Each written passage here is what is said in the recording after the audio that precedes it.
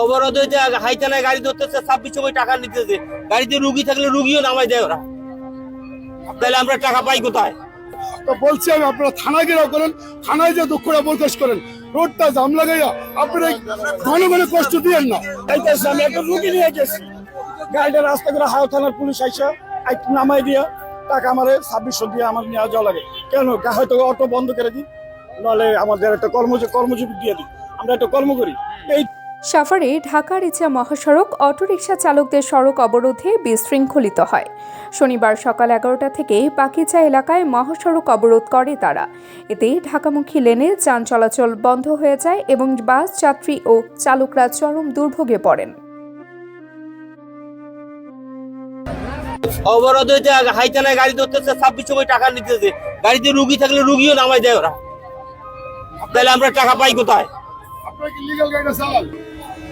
ওরা টাকা নিতেছে 2600 করে, আবার গাড়িতে যদি রুগী থাকে রুগীও নামাই দেয়, গাড়ি থানার ভিতরে ঢুকায়, আবার রিসিটও দেয় না।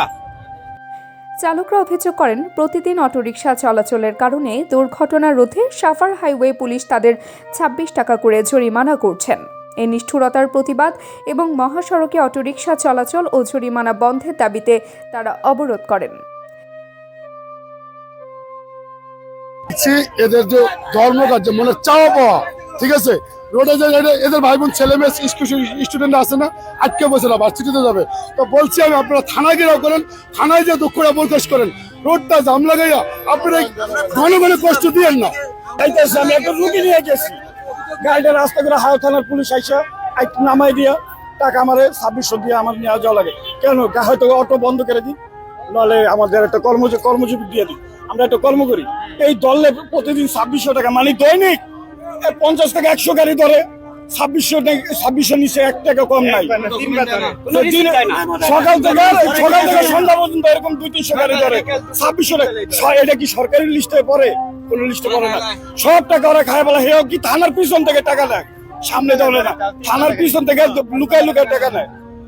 এইভাবে কোন পুলিশের কোন ড্রেস নাই, ড্রেস টাকা নেয়। ডাম্পিং বিল আমাদের জানার মতো 1200 টাকা, কিন্তু এরা নেয় 2600 টাকা। 2600 টাকা কিসের জন্য? ডাম্পিং বিল 1200 টাকা, আর সেখানে 2600 টাকা বিল নেয়।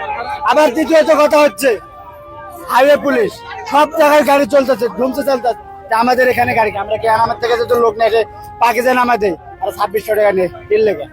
প্রায় 1.5 ঘন্টা চলা অবরোধ শেষে দুপুর 12:30টার দিকে পুলিশ চালকদের সঙ্গে আলোচনায় বসার আহ্বান জানালে তারা সড়ক অবরোধ তুলে নেন।